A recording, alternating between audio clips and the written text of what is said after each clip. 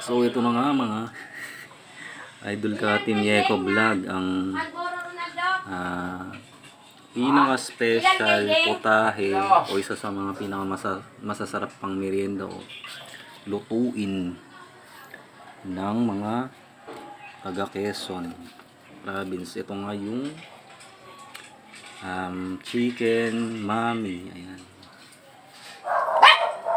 Grabe, napakalaki ng lalagyan natin mga ka-Team Yeko Vlog.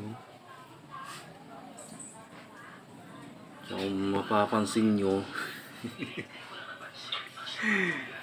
grabe yung sahog. Ayan. Gulay pa lang.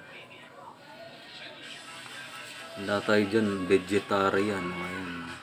Carrots, Baguio pechay. Tapos ang pinakasahog niyan mga ka-Team Yeko ay yung manok. Dahil nga alam niyo naman mga ka-Team Yeko Vlog, si Idol Ron ay hindi kumakain ng baboy. Ayan. The best to. Para siyang mga ka-level ng mga sabihin natin mga Lomi Batangas. Pero hindi Lomi to, mami to mga ka-Team Yeko. Pero grabe, hindi maalat, hindi rin matabang. Saktong-sakto yung timpla ni Idol Ron mga ka-Team Yeko. Ayan o.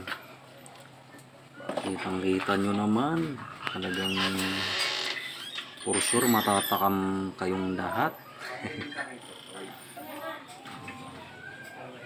Share lang namin mga ka-Team Yeko.